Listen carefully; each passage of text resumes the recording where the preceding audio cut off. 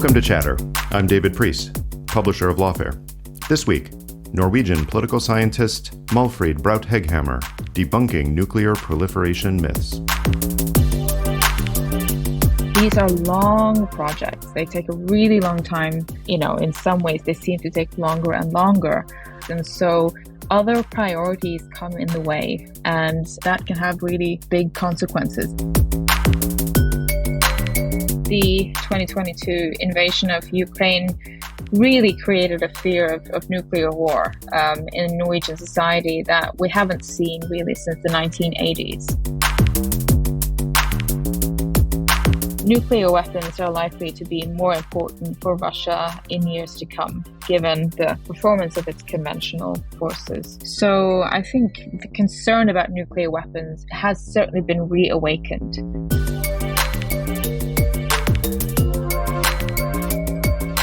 Målfrid, welcome to Chatter. Thank you so much. Wonderful to be here. I want to talk about nuclear weapons. Specifically, I want to talk about the proliferation of nuclear weapons and how countries seek to get them and the many ways in which they might fail. And you really have carved out a space for yourself working on this topic and doing some extraordinary research on it. But I'd like to go back to younger Målfrid. So let's talk about how you first got interested in proliferation as a subject. I'm picturing a 6-year-old girl in Oslo or nearby who is sitting out in nature and suddenly has this revelation that her life's work will be devoted to proliferation of nuclear weapons. Please tell me I'm wrong.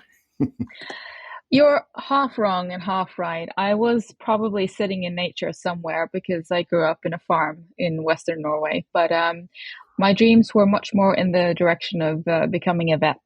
So I failed terribly in that aspiration. But very shortly thereafter, I decided international politics, strategy was the way to go for me. And the particular interest in nuclear weapons and weapons of mass destruction came fairly early on, I would say. It came already when I was an undergraduate student in Wales in the UK, where nuclear strategy was a topic that had been taught for a long time. And when I was working on my master's, this was in the late summer of 2002, I thought, Iraq is an interesting topic because there were some inspections there at some point. And sure enough, it became an increasingly interesting topic as I was working on this thesis. I interviewed a lot of weapons scientists, and here we are 20 years later, and I'm still working on the same topic in a way. So it really caught me early on, and I'm still interested in it.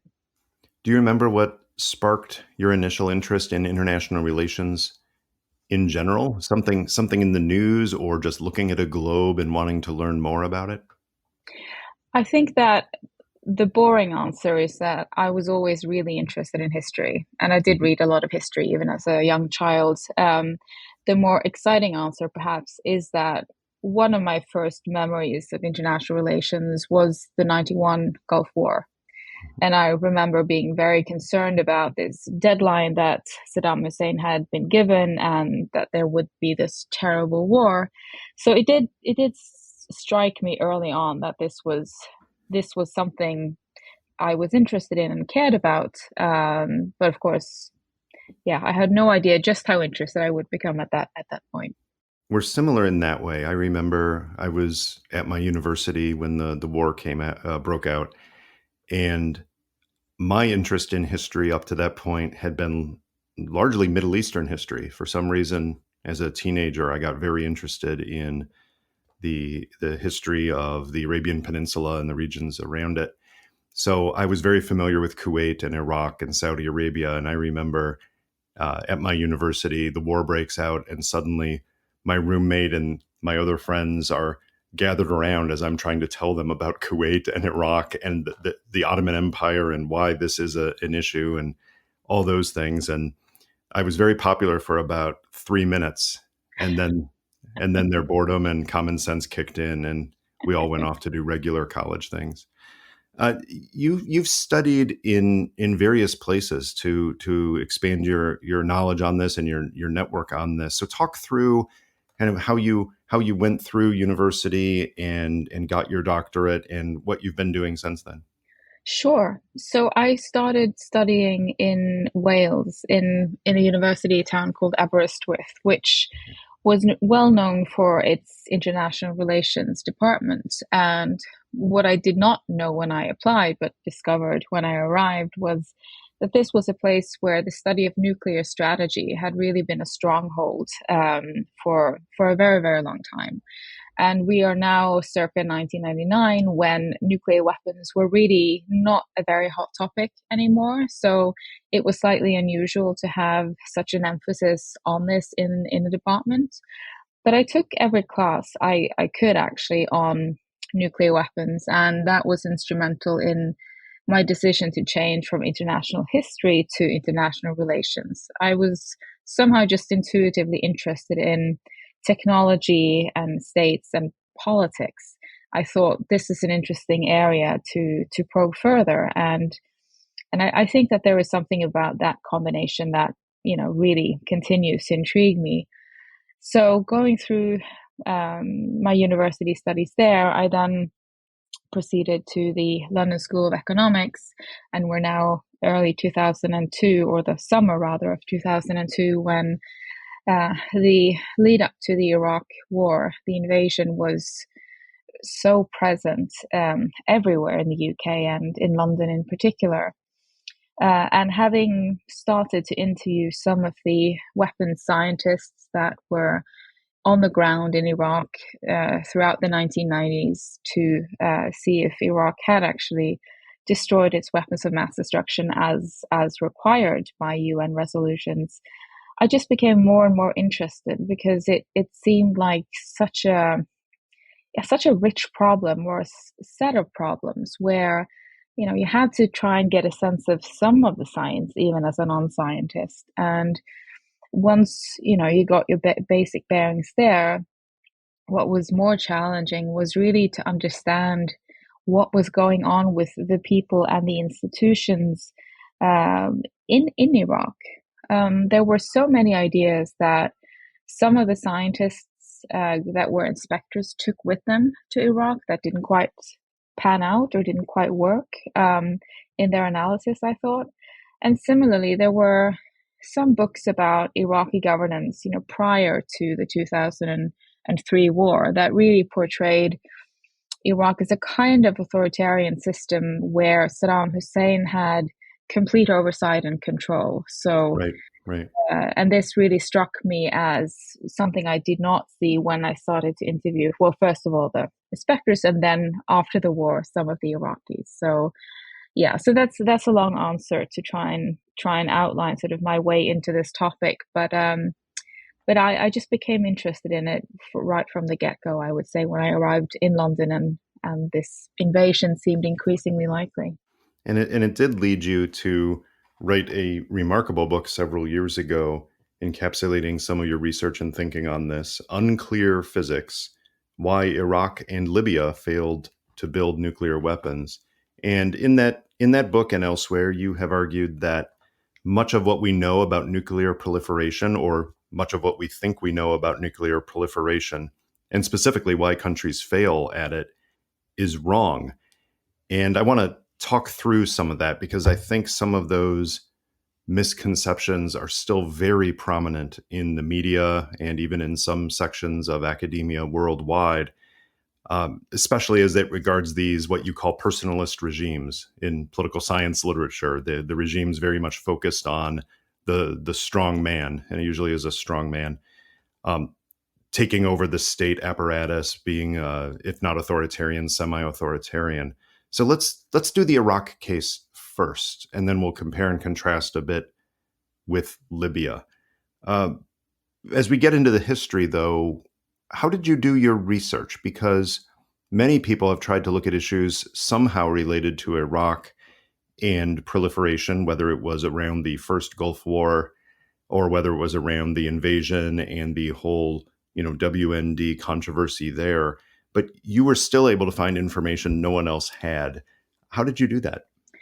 So I would say that the research can be divided into two stages for especially the Iraq case, but actually the same applies to a large extent to Libya, where my first efforts were focused on tracking down scientists and speaking to them and getting their stories and their version of what happened to really start there with their own recollections. Malfrid, were you surprised how many of them were willing to speak with you? Initially, I was surprised, and then I it dawned on me that I was lucky to be, entering a culture where, people are very keen to help students and take great care that you have had a big dinner by the time the interview is over, and are very hospitable and very helpful. I would say so. This really helped me. Everyone that I talked to introduced me to at least two, three more people. So initially, I was surprised, but then gradually, I thought, well, this is an issue that really shaped their life. It shaped their working life for, in most cases, decades, and the aftermath. Well, in both Iraq and Libya, but especially in Iraq, was so dramatic and so traumatic for many of these individuals and for their families that it made sense that they would want to have their version on the record, or at least speak, their version of the story. So, what did you find? I mean, some of this was deep history. You go back to even before the Ba'ath coup in 1968 to some of the early thoughts about nuclear facilities in Iraq. But really, the program takes off after what, 1973 or so. So, walk through the research in that early time frame and what you found about Iraq's program, and then how the information from those scientists and others really helped feed some of these novel ideas that you've come up with about why states fail at nuclear proliferation. Sure. So I would say that getting into the sort of deep historical roots of the program was essential, and I did that in large part through individual interviews, accessing many of their private papers from the program, and also by accessing the International Atomic Energy Agency's archive. So that combination was really essential because a lot of the perhaps mundane early planning, correspondence, field reports really was helpful in tracing the institutional development of these programs. And one striking observation for me was just how much reorganization and how many changes kept happening in the Iraqi program. And this was partly connected to political developments and partly related to Saddam Hussein's efforts to avoid any potential challengers to his position. But it all amounted to an enormous amount of disruption.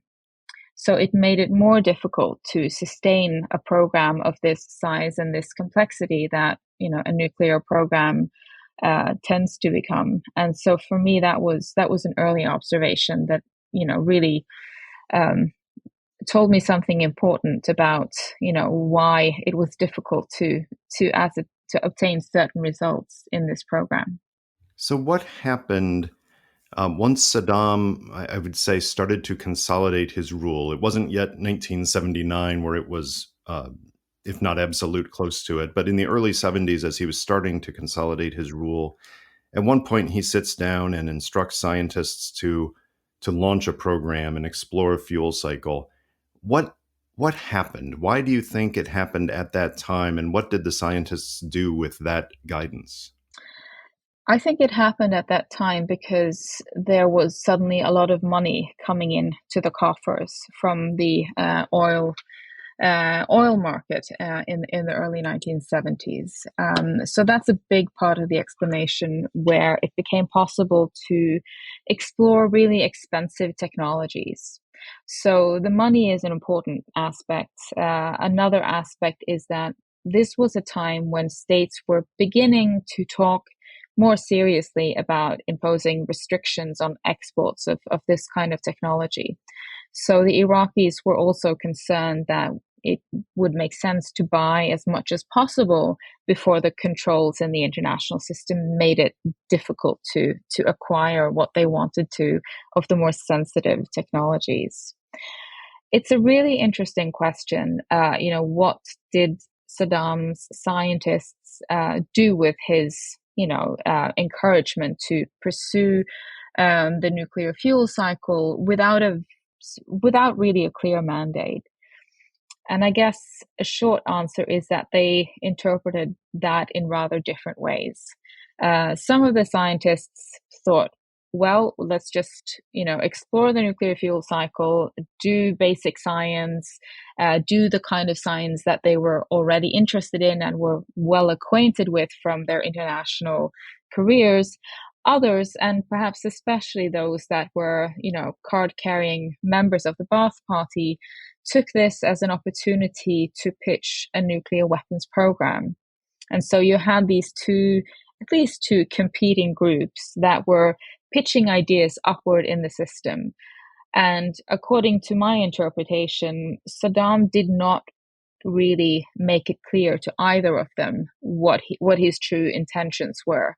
He kept that to himself and let these different groups sort of have their own assumptions about where this program was really going.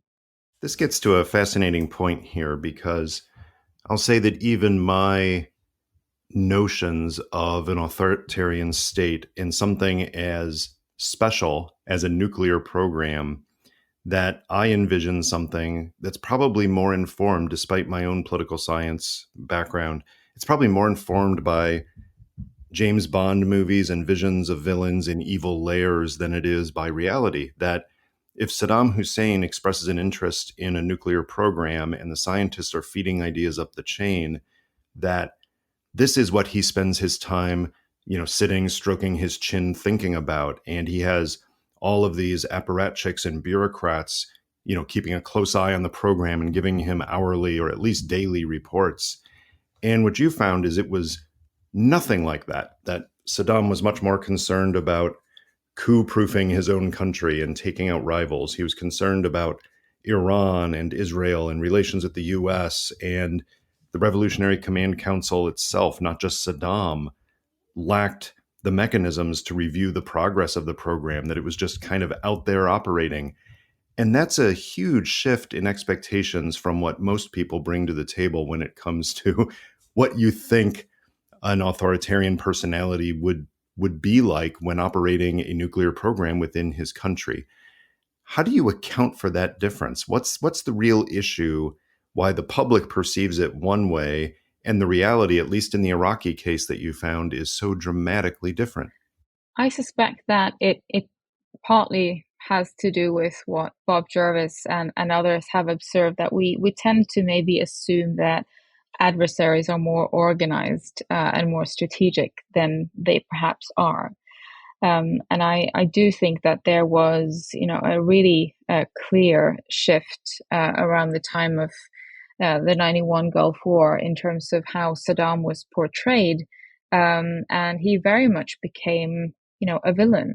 And it really is a striking contrast between, what the sources reveal about the actual operations of this program and the and perhaps this sort of public image that was put across at that time, or later on in the 1990s at least. And what I find so fascinating is that this was an issue that it was significant because as you mentioned, Saddam Hussein and senior Iraqis were very concerned with the Iranian nuclear program and Iranian nuclear developments, and wanted regular reports and updates on this. But when it came to their own nuclear program, it was very much an effort that lacked sort of a clear set of goals and milestones, at least in the 1970s. There was sort of a direction of travel, and there were, as I mentioned, different ideas among the scientists about what the end station would be, but it was not the kind of determined, focused effort that one assumes, a nuclear weapons program proper would have. And that point comes through time and time again in the sources that describe the situation on the ground. And the title of the book, Unclear Physics, also points back to, one of the typos in an annual report in the Iraqi nuclear program that states Department of Unclear Physics as opposed to Department of Nuclear Physics. And a senior scientist observing this just laughed and said, keep it, like that. That's exactly what this is, because, yeah, it wasn't really clear what direction this effort was taking. And I do think that suited some of the Iraqi scientists just fine, because then that gave them scope to pursue areas of interest. And there was a lot of money available to do that as well. Years ago, I heard a story about a researcher that was in the archives at I believe it was one of the presidential libraries in the United States, and was found to have tampered with the archives. And you think that means they're doing something like, destroying a document or modifying something to fit something they wanted to see. But in fact, this researcher had put a fake document into the archive to pretend they found it. And I thought that was odd. And what you just told me is such an amazing find. It's absolutely brilliant that you could find a report where nuclear physics was misspelled, and they actually decided that it characterized the program better to keep it as unclear physics. I'm not saying you put that into the archives and you found it because you placed it. I'm not saying that, but I'm saying if it wasn't there, this is the kind of thing you should do, because that is such an amazing characteristic about the Iraq program that comes out just in that mini story. It is amazing, and it was, when I realized that this should be the title of the book, it just made complete sense to me, with regards to the argument, and I agree with you. It's a really powerful story, and I'm grateful to Jafar, the scientific leader of the Iraqi nuclear program, who had that recollection of this report and this incredible typo. So, but honestly, I think this is also why I love archival research, and why, for me, archives were essential for writing this book, because there are certain things that, it's difficult to imagine that a thing like that would be possible. So yeah, again, I'm a big fan of archives after working on this project, definitely. Earlier you mentioned the IAEA archives, especially for these early years. Describe those archives to us, because that's a source I've never gone into for my own research, and I presume many listeners have not ever gone to research in the archives of the IAEA. But what kinds of information are there, and how robust is it on some of these early programs? I found it to be an absolutely incredible resource and an essential one for what I hoped to do, which was to really get a sense based on contemporary accounts of the situation on the ground in both of these countries, Iraq and Libya. When I started working in those archives, I believe I was not the first, but I was among the early group of academics who got access to this archive. And this is a part of the agency archive that has the perhaps unappealing name of Technical Assistance Archives, which doesn't necessarily sound all that exciting if you're a political scientist or historian, but I just found it to be incredible. So this archive became accessible, and it contained both correspondence from the Iraqi and Libyan scientists about the structure of their organizations, restructuring of their organizations, what projects they were working on, plans for the future, as well as really rich descriptions from visiting scientists who were there to provide some support or guidance in some aspects of these programs. So you That's a sort of gold had, mine, or I should say, an enriched uranium mine. That's a yeah, wonderful thing to find. it was incredible. And for me, I could not have written this book without those Mm, archives. yeah, And now more people, fortunately, are working in the archives. But this is primarily a resource for the IAEA itself. So it is not like a traditional archive, like a national archive. It is a slightly different thing, but that makes it all the more exciting to work in because you're in the organization. that's right.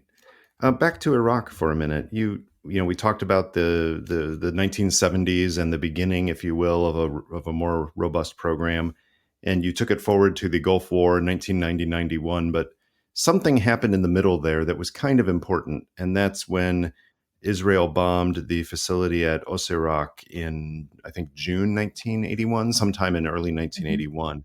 Describe what happened there and what that both did to the existing program, but what it did in terms of how Iraq envisioned its path towards a nuclear program. So this is a question that has kept people busy for a few decades now, and what I perhaps brought to that discussion was a set of perspectives from within the Iraqi nuclear community, both at the time and then later on looking back. So the discussion about this strike was it was a strike that took out a research reactor complex. And the discussion has been, did this prevent Iraq from using that to develop a nuclear weapons, either optional capability, or was it not that important after all, and only sort of made Iraq more determined to get nuclear weapons so that Israel, which struck the reactor, wouldn't do so again? So based on my research, I would say that the Iraqi scientists did not see a direct role for this research reactor complex purchased from France in their, future potential nuclear weapons program. That it wasn't suited for this because of the way it was built, and also because it was subject to regular inspections from the IAEA. And rebuilding it to make it suited for a nuclear weapons program would take a lot of time, and it would inevitably be discovered by someone.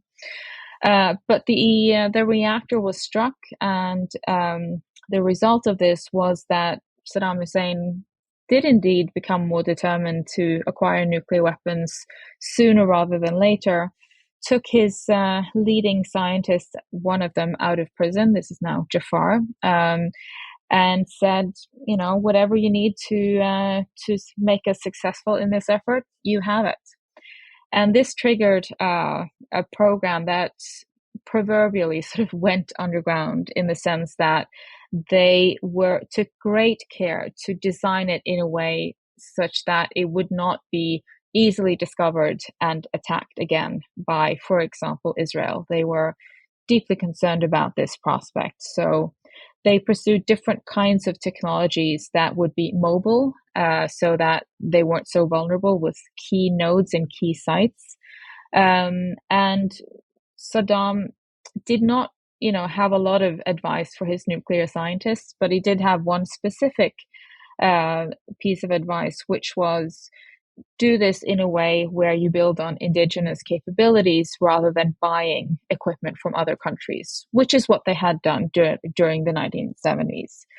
So that was the instructions that Jafar and his colleagues worked with. And one thing I would say about this is that the program that emerged after June 1981 was sometimes, I think, misunderstood slightly by some Western observers who criticized it for using technologies that were sort of old and inefficient and so on.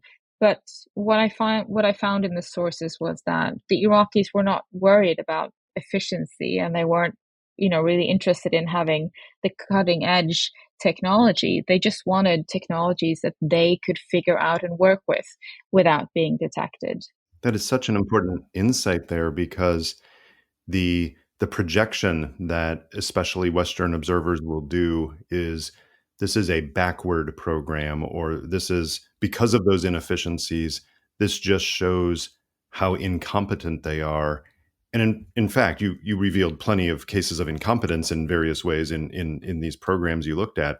But but the overall idea that because they're just going this route must mean that they don't know what they're doing, because there's much more advanced, efficient ways of doing it. But you're missing the point if you see it that way, right? Because you're not understanding that their highest goal is not to find the most efficient route. Their highest goal is to avoid Yeah. discovery, and they can do this without foreign interference. Absolutely, and I'm really encouraged and delighted to see that a lot of subsequent scholarship Hmm. has highlighted that and developed that point across other cases too, Right. which I think is important, because there is always a risk of bias, and I think one thing that comes through very clearly from the Iraqi sources is that they had a very thoughtful approach to selecting which technologies that they pursued, and their assessment made sense given their priorities at the time. And of course, also what I argue in the book is that many of the delays and problems that they experienced in that effort during the 1980s had more to do with the institutional weaknesses than the skill of the engineers and scientists. They had, terrific scientists and engineers. That was not the problem.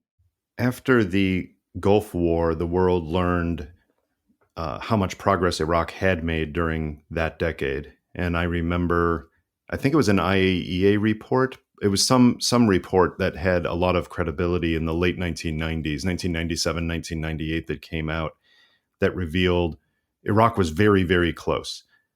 Some Iraqi scientists said they were within 4 or 5 years of obtaining the ability to manufacture a nuclear device. Other Iraqi scientists, though, and I find this fascinating, you talk to people who within the program disagreed with this, that they themselves weren't sure where they were at and how fast their progress would be.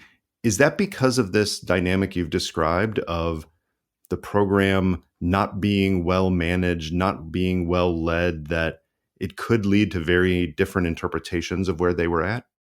I certainly think that there was fierce competition between sort of two tracks in that program. And, the scientists that worked in one track had very strong opinions about the progress made in the other track. So I think that is certainly part of the picture here, that, that there was competition then, and that this continues to this day to shape their assessments of the overall performance of the program.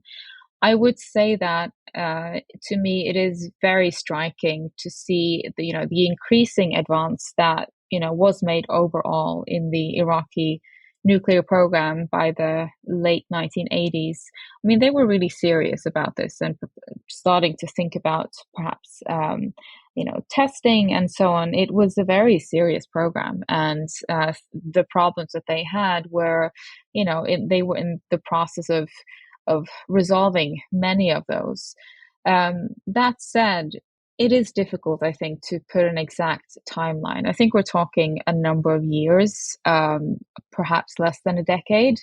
But it all comes down to how big of a rush the Iraqis thought that they were in. And prior to the invasion of Kuwait, I'm not sure that there was necessarily a great sense of urgency on their part.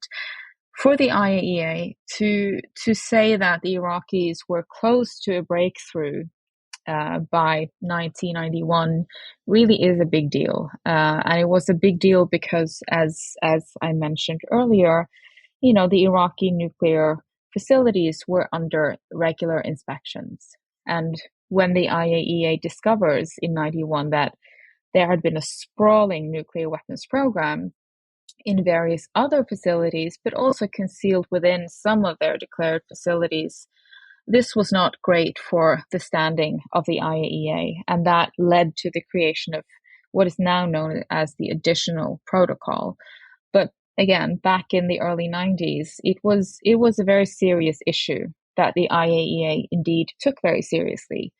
But it all underscores that, their judgment about the progress of the Iraqi program is one to indeed take very seriously. And there are two interesting implications of that, one of which is well known, and one of which I read in your work for the first time. The one that I think people have heard before is the what came out about the Iraqi WMD programs writ large after the invasion of Kuwait and the inspections that came after was that Iraq was further along in its programs generally, but in several ways was further along than outside analysts had assumed.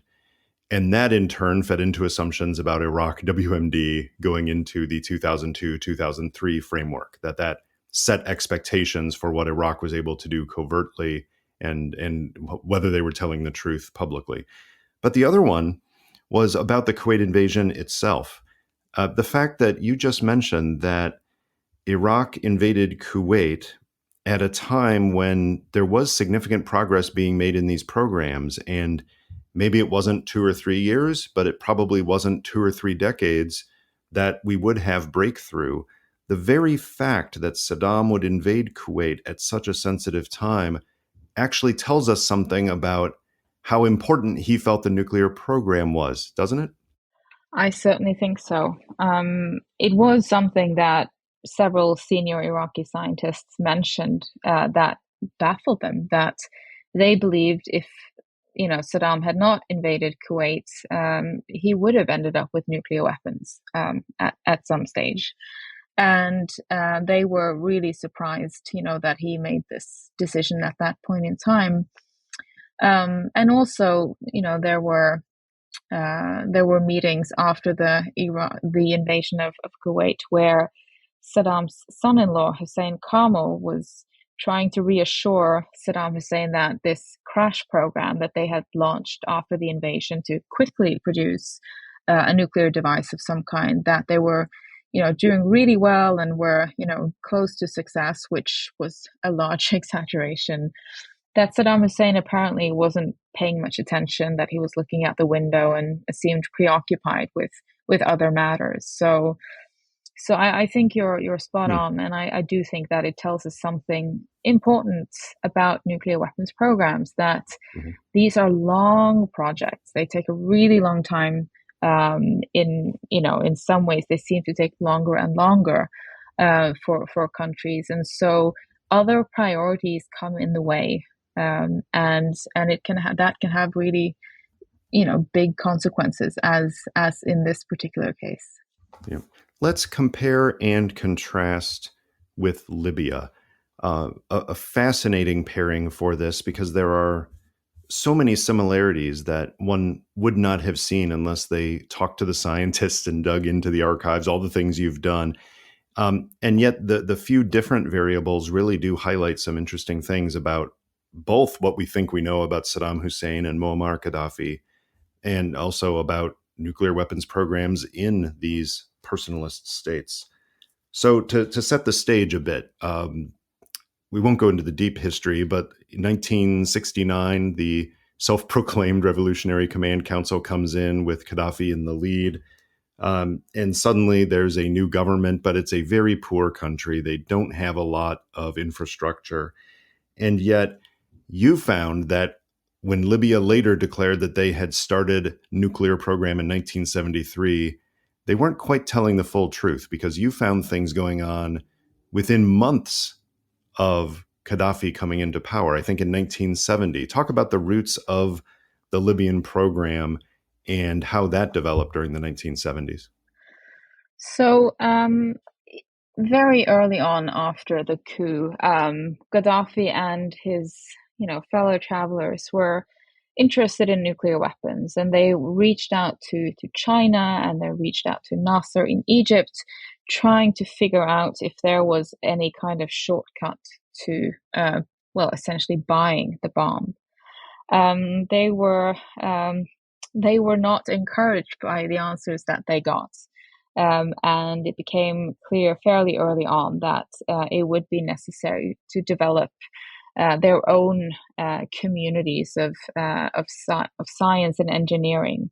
And that would be a long road to travel for the Libyans, given this very different starting point Libya had compared with Iraq, when it came to sort of the educational resources in the country, a very different state altogether. And most significantly, perhaps in my mind, was Gaddafi's own revolutionary project of the stateless state that he gradually developed, where the starting point was a weak state to begin with, and then Right. his project of weakening it further really created significant obstacles to any kind of planning of a project of the size and complexity that a nuclear program or nuclear weapons program would entail.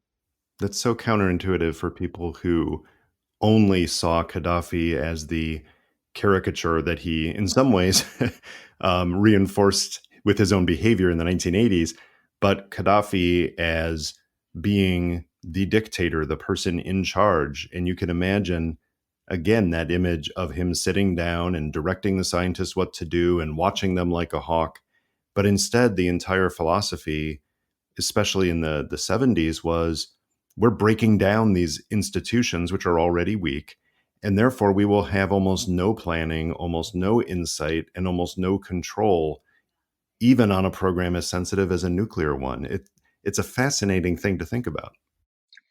It is indeed, and I think that reading some of the archival documents from the Libyan program were some of the more astounding observations that I made, where it was really a directionless kind of effort, where there was no sort of sense of planning, of procurement, of buying of technology. So they would buy equipment that sat in the boxes unopened, and in some case duplicates, or they would buy the wrong kind of equipment.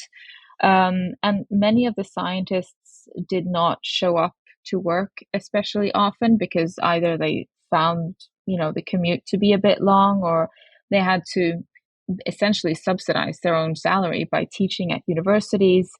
So, and perhaps the most astounding example was a number of these scientists came from Egypt. And during sort of border conflicts between Egypt and Libya, some of these scientists that had come from Egypt went on strike to get, better pay and conditions.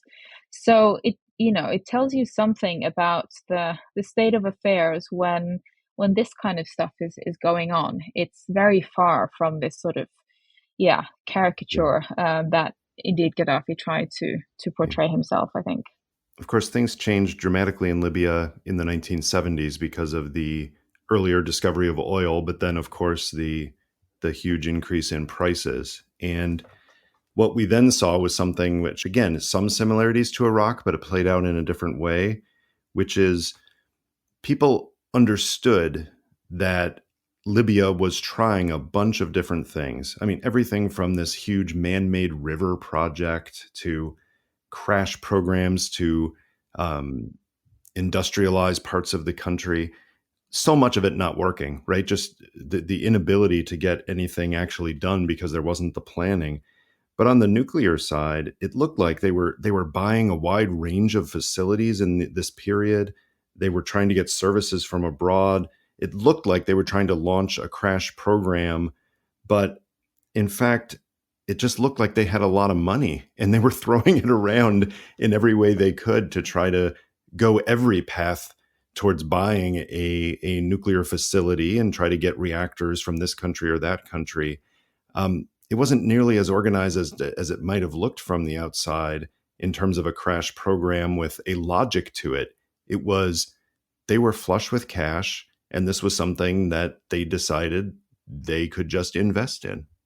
Absolutely. And there are a number of examples of how the sort of the lack of planning impeded, any kind of effort emerging from the combination of cash and equipment.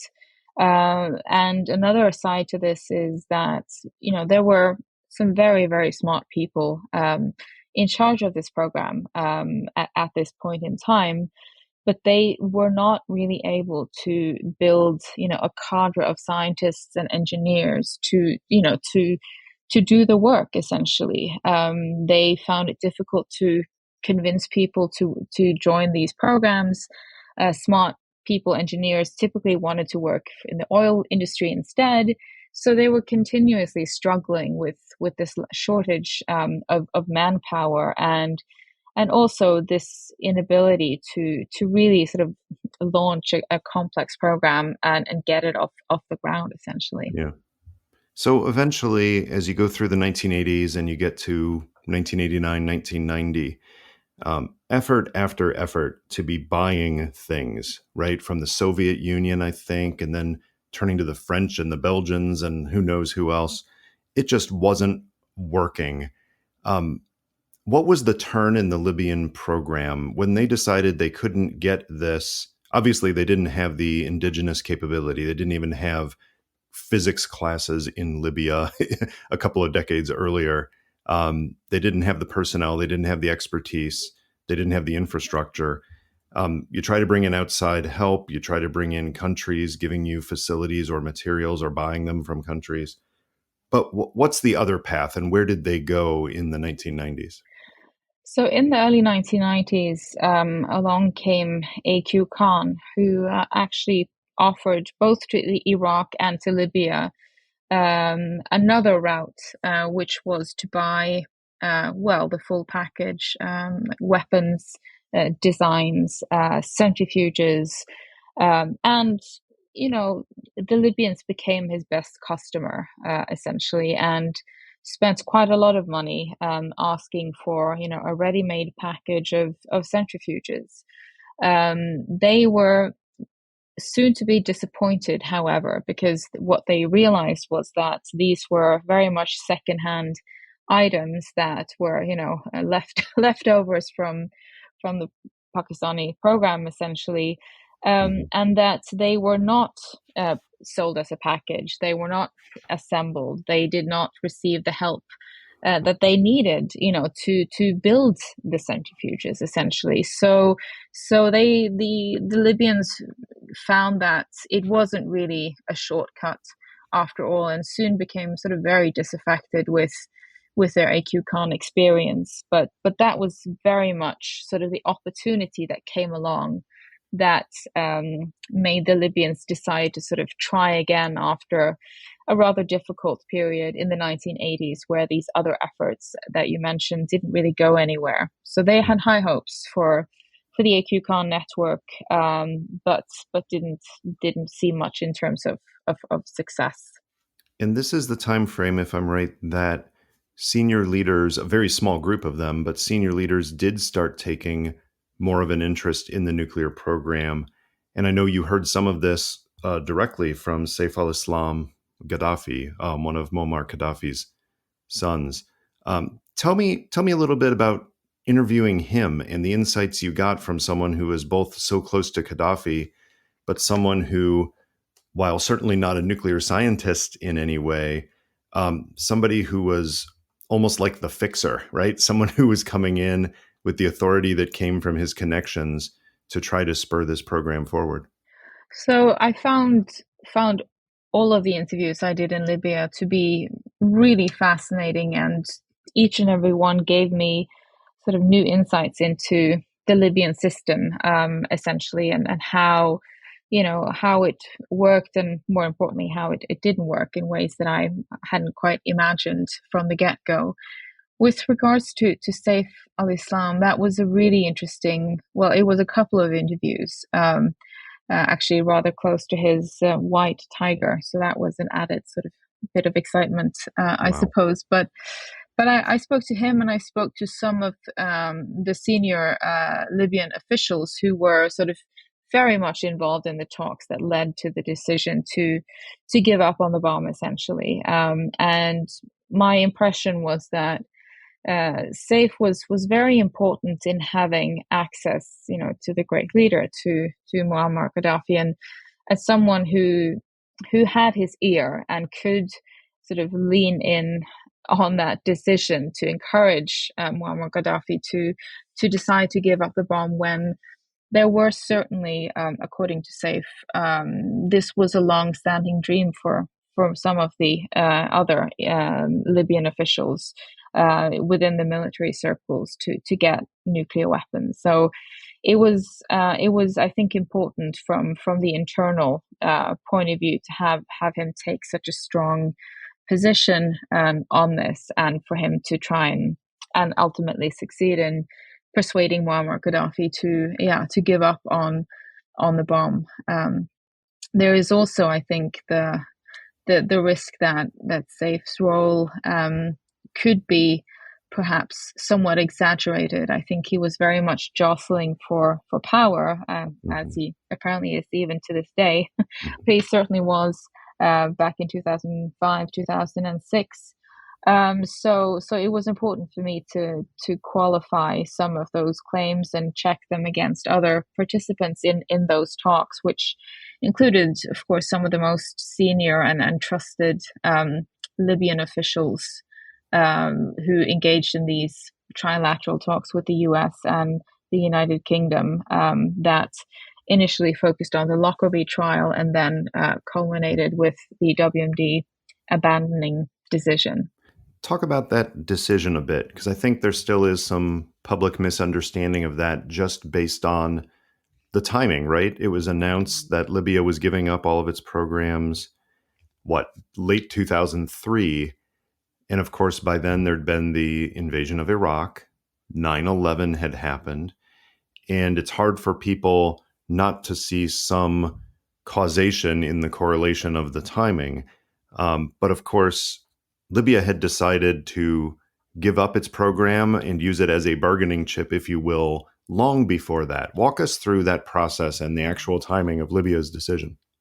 Yeah, no, it is impossible, I think, to completely isolate that decision from the developments in Iraq that year that I think put a new sense of urgency, I think definitely within the Libyan regime to settle this issue. But my clear impression, based on what not only Libyan officials said, but U.S. and U.K. participants in the trilateral talks and accounts, written accounts from that time, was that the Libyans had offered in principle years earlier, when they started this process of trying to improve relations with the US and the UK, where it was the US and the UK that insisted on a phased approach of doing, settling one issue and then moving to the next. And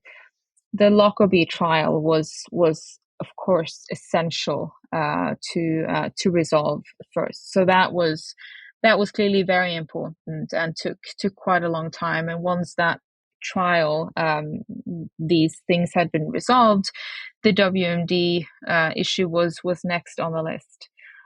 There were other important items as well that the Libyans did not want to discuss. One, for example, being the killing of British policewoman Yvonne Fletcher in London, where it is widely believed that a very senior Libyan official was involved, if not actually pulling the trigger.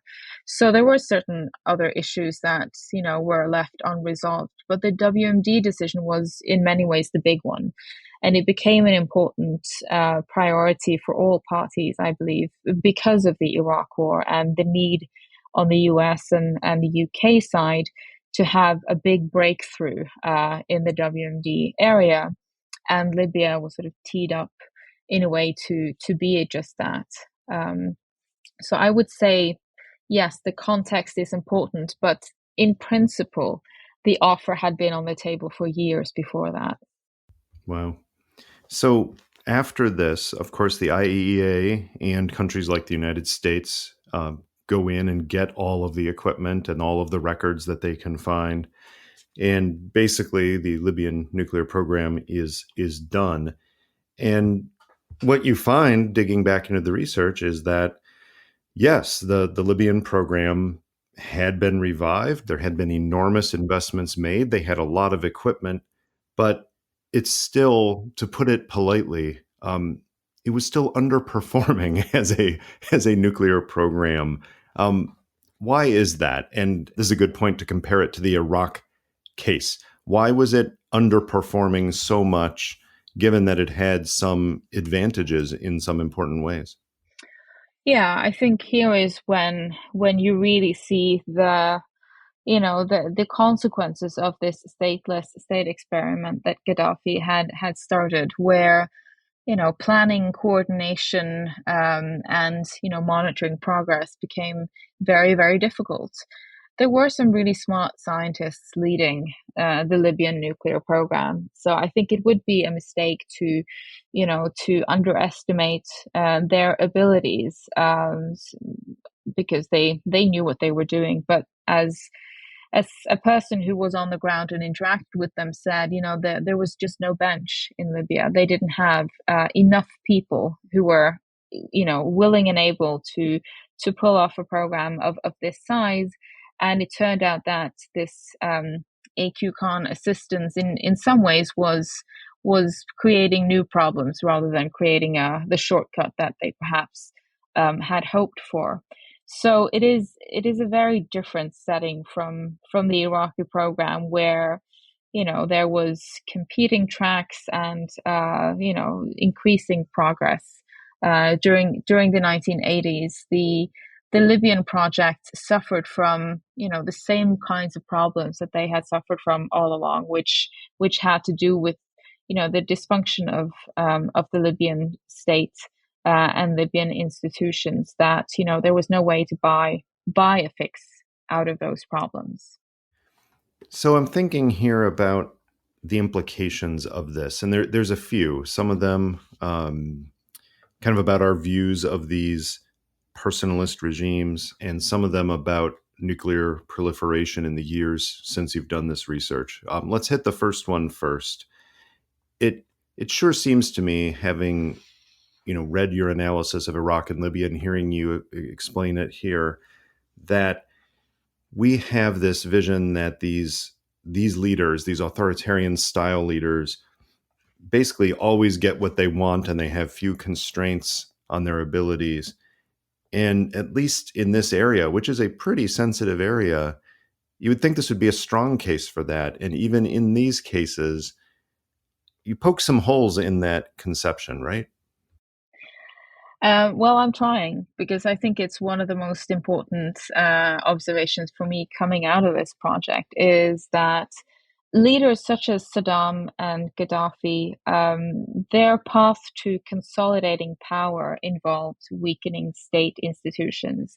And they went about it in slightly different ways. Gaddafi had his very own style, as we've talked about, of the sort of stateless state and trying to weaken bureaucracy. And so in each of these cases, however, weakening state institutions had really serious implications for their own oversight of what was going on. And time and time again, Saddam tried to keep tabs on what was going on in the nuclear weapons program in the 1980s, and finds that it's very difficult to get clear answers, and that the programs are sort of changing shape and changing reporting formats all the time, so that it becomes very, very difficult to figure out, what's going on and how is the actual progress panning out.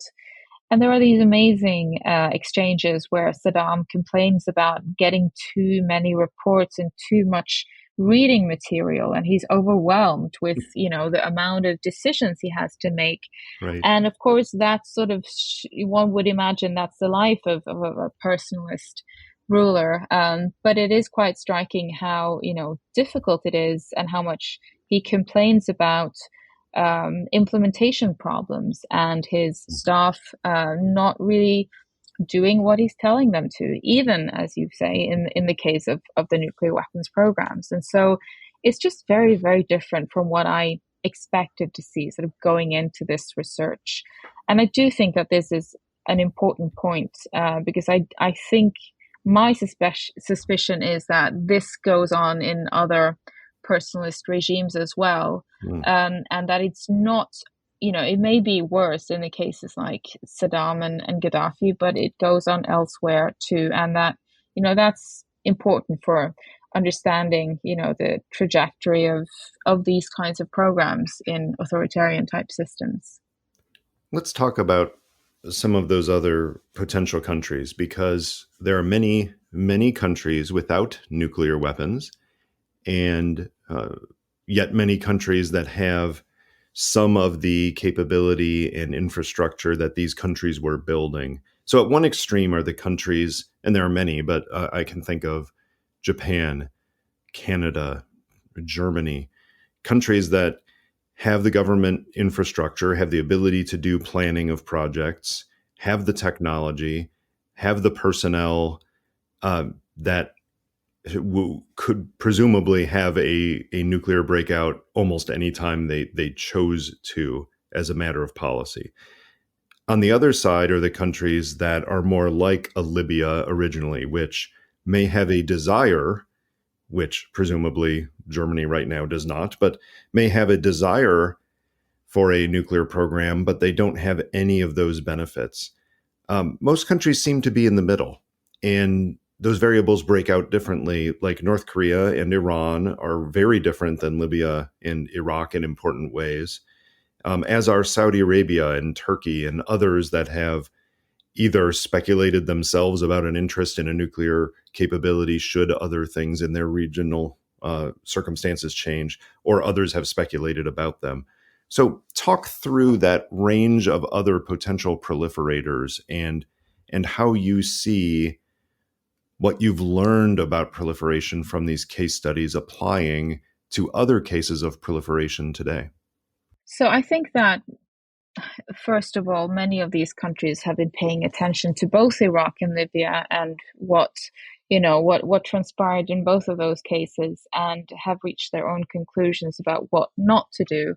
And what not to do is to agree to the agreement that Libya did, or in the case of Iraq, admits inspectors to verify WMD disarmament. Neither of those models of rollback or disarmament are likely to appeal to any other country. And in fact, Iran and North Korea have been quite clear that they are not interested in a so-called Libya model.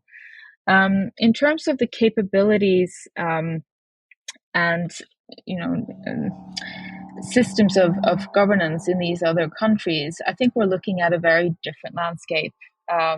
We're also looking at a landscape that is, several decades later, where technology has changed, and the countries that are, of greater concern now are countries that, as you outline, have had a long time to develop nuclear capabilities, and are closer to a kind of a latent capability should they decide that their security environment has changed. And many of those countries, are now sort of increasing concern. South Korea being one of them, and in Saudi Arabia, perhaps another, and even in Europe, concerns about the credibility of U.S. commitment to its allies are, I think, leading to an unease that will perhaps inform how states position themselves in a different way moving forward. So I think that this is a very different kind of landscape and different kinds of states from these personalist kinds of systems that I observed in the cases of Iraq and Libya. One of your other research interest areas is nuclear issues overlapping with the High North.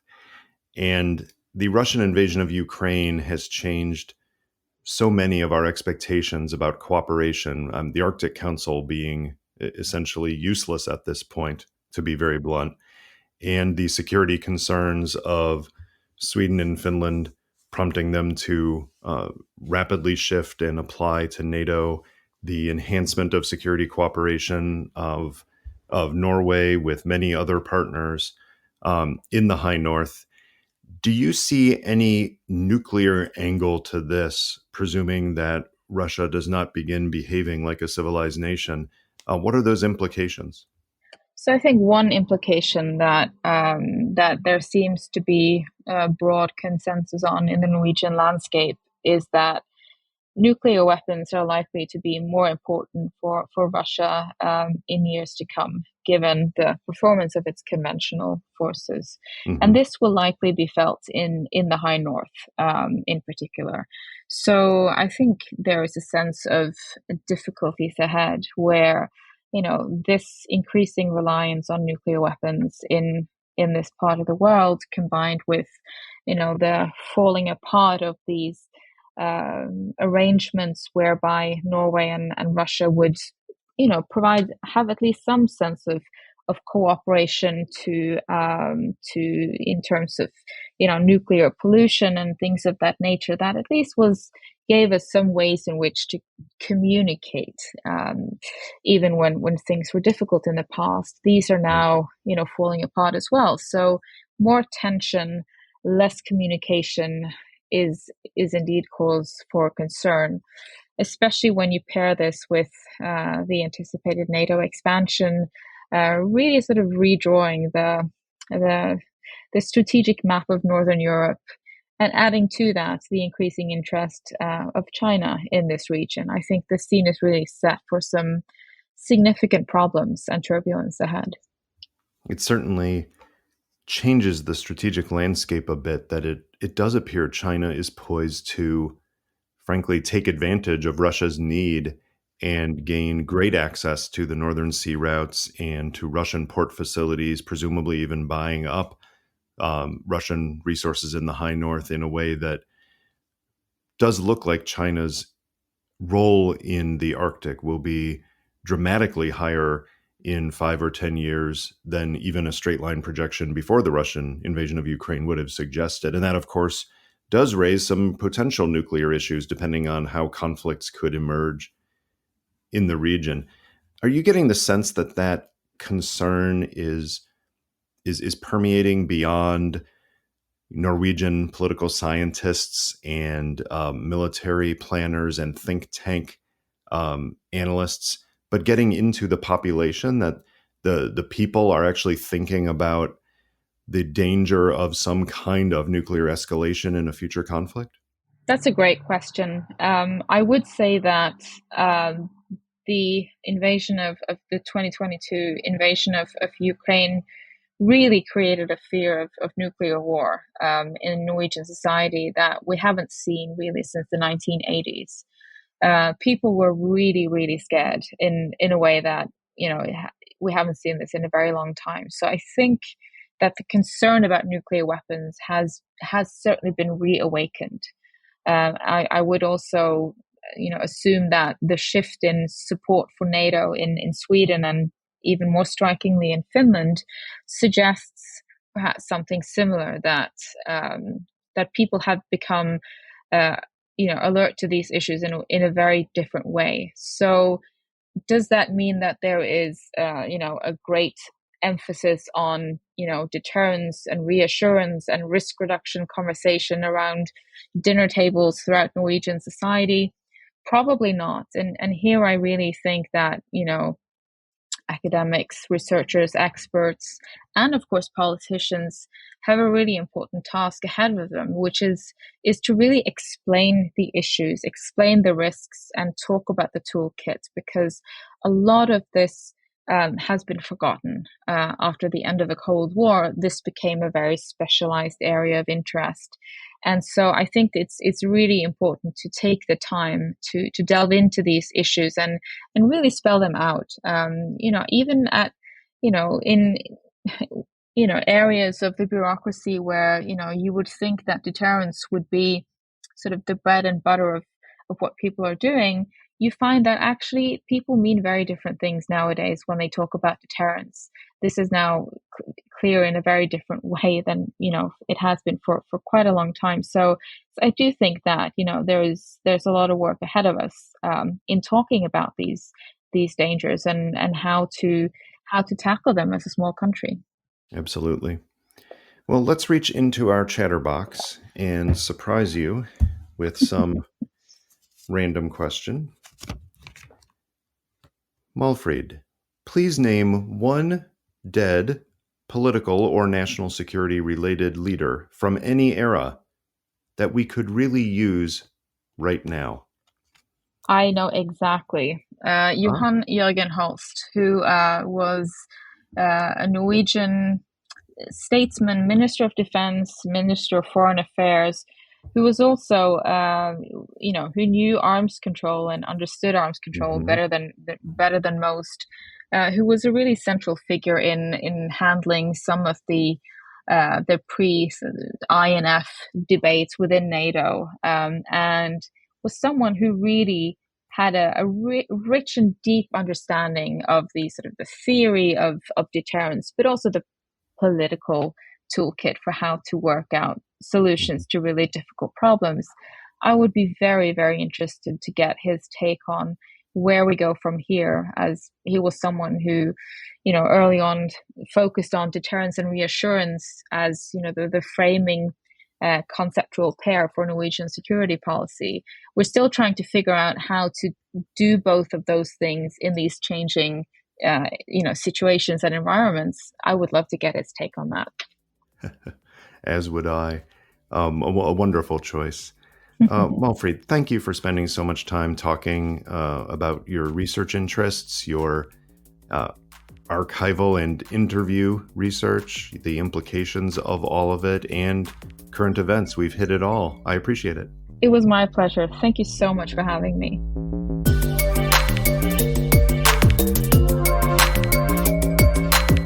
That was Chatter, a production of Lawfare and Goat Rodeo. Please subscribe to the podcast and find us on Twitter at ThatWasChatter.